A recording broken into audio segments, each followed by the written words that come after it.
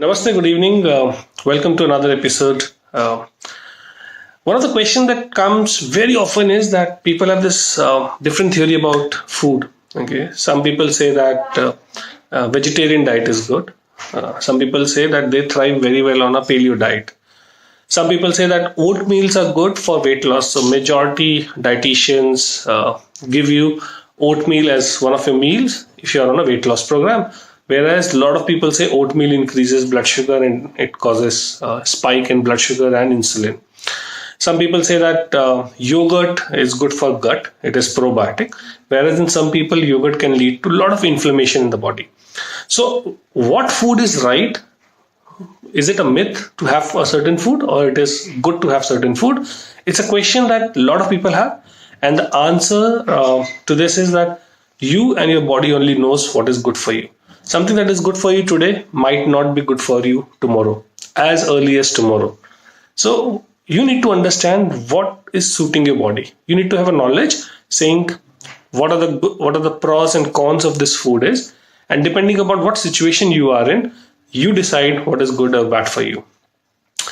Now, one of the big questions that we have is around coffee. A lot of people have this question: is coffee good or bad? Some people say no, it causes issues. It has got high caffeine. It has got this problem. It does not let me sleep. And some people just drink coffee, whether it is for weight loss, whether it is for energy. So there's something known as bulletproof coffee, which people vouch for when it comes to weight loss program. So let's understand some myths about coffee, some truths about coffee, and most important, to understand who should not drink coffee.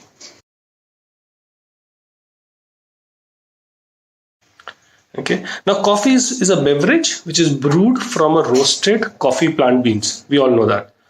Coffee has been used as currency in times. Okay.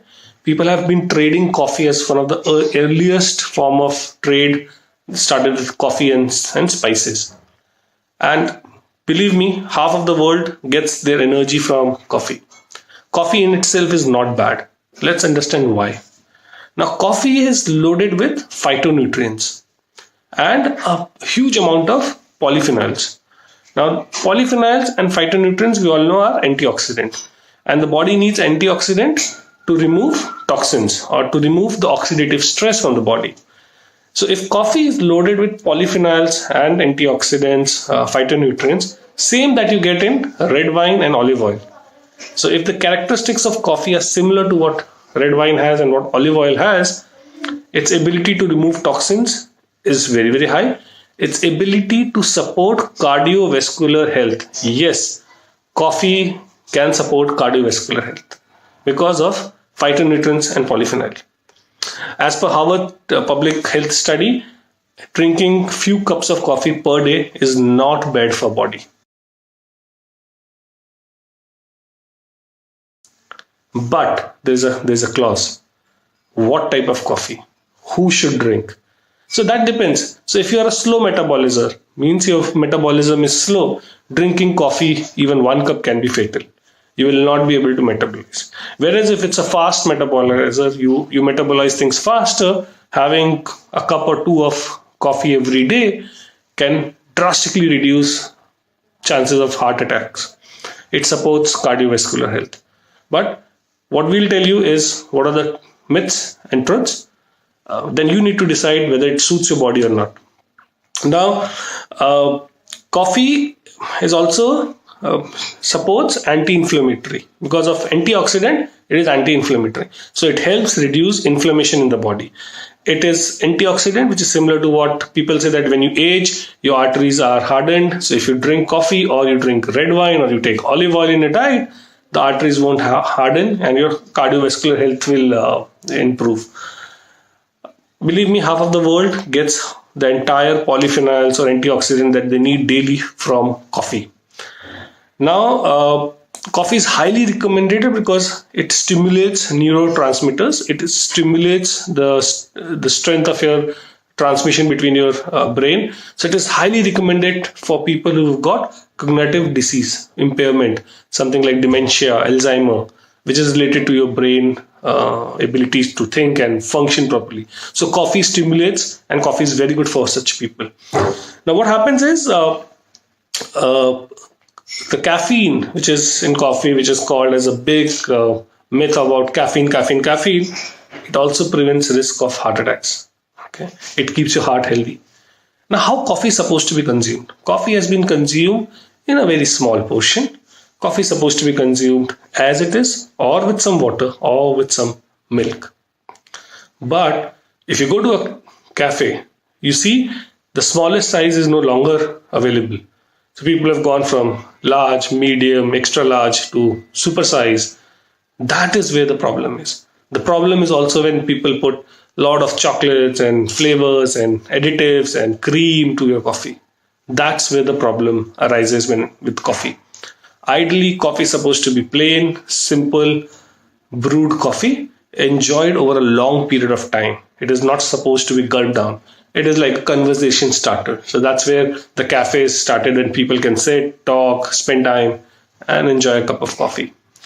Coffee is best in afternoons. Coffee should not be, people should not take coffee early mornings or late nights. Why early mornings? See, when you're sleeping and you get up, there is a huge difference, because why you get up is your body is producing cortisol. The body is increasing the impact of that the body is telling you, giving you signal that you need to get up now. And that's where cortisol is very, very high in the first few hours of the day. Now, when your cortisol is very, very high, you do not want to add more fuel to the fire by adding coffee. So don't start your day, the first few hours of your day, with coffee. People should not drink coffee late in the evening, because the caffeine, which increases your metabolism, which increases your attention, will have an impact on serotonin. And serotonin is what is a precursor to melatonin, and melatonin is what causes sleep. So people who have a problem with falling asleep, have a difficulty in sleeping, should not drink coffee, and especially late evenings. So the best time to drink coffee is somewhere around 11-ish to afternoon 2, 3, at max 4 p.m. Now, some people should never drink coffee, no matter whether they are slow metabolism, fast metabolism, whether they can't live without coffee, or whatever the condition is. Now, what are those people? People who got GERD, gastroesophageal reflux disorder, which is nothing but acidic reflux. People who got ulcers, stomach ulcers, they should never drink coffee. Why? Because coffee is acidic in nature. It increases the conditions. So it erodes the mucosal lining. Okay, and that's when this ulcer will aggravate. It will aggravate your acid reflux. So never drink coffee if you've got an ulceritis or any form of acid reflux. You should not drink coffee if you've got adrenal fatigue. So what happens is, when you stay in a state of stress, cortisol is released to bring the stress down. But constant staying in a state of stress ensures that cortisol is always maintained high. The adrenal gland, which is releasing this cortisol, is fatigued. It is tired. It is no longer, it's not able to regenerate itself, and hence slowly cortisol goes down. When the cortisol permanently goes down, you have what we call adrenal fatigue. That's where your metabolism goes down. That's where your ability to react goes down. That's why there are a lot of people who, when they get up in the morning, within the first few hours or minutes, they feel tired. They don't have energy to work. Those people feel energetic by drinking coffee because they're consuming caffeine. This again overshoots the cortisol. Now, when this cortisol is shot up, again, it is impacting adrenal health. It again drops down. And after a few hours, again, your energy is down. You think coffee will boost it up. You drink it again, and this cycle forms, and then your adrenal fatigue starts. And that's where the biggest problem is. So people who have this fatigue issue should never drink coffee. Who else should not drink? People who got type 2 diabetes. Because coffee insulin resistance is something which resists your body's ability to absorb sugar and your body's ability to utilize it as energy. So your adrenal glands are not working properly. And again, if you drink coffee, you form this whole cycle, which is something that you don't want to fall into it. People who got a mildest of insomnia, people who got an issue of not able to sleep, should never drink coffee. They should avoid. Switch to an alternate. Tea is a good idea. Have non-brewed tea. So there is a brewed variety, and then there is a non-brewed tea leaves that you get. Or maybe you can try green tea or those white tea and this needle teas or whatever is available in the market. Green tea is very good for a lot of people because of L-theanine that it has. And this is something which this extract is very good for people who, for kids especially, who've got issues like ADHD and ADD. So hyperactive issues with kids. L-theanine, which is an extract found in green tea, is very, very good for them. So they should have.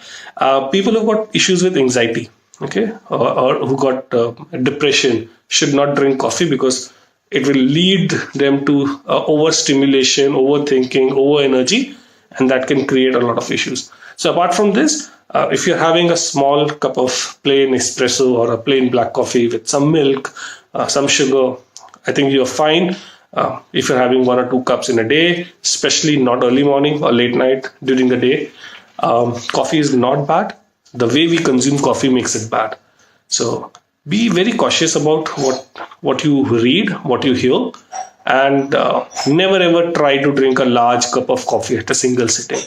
Have a very small cup, enjoy coffee. If you look at south of India, people drink coffee and they are healthy. So it is not that coffee is bad. Coffee is good provided we use it in a proper manner. So hope you have a wonderful session of a good cup of coffee today, and you enjoy coffee. Be very wise and cautious about how you drink it. Have a wonderful evening, and we'll catch up soon.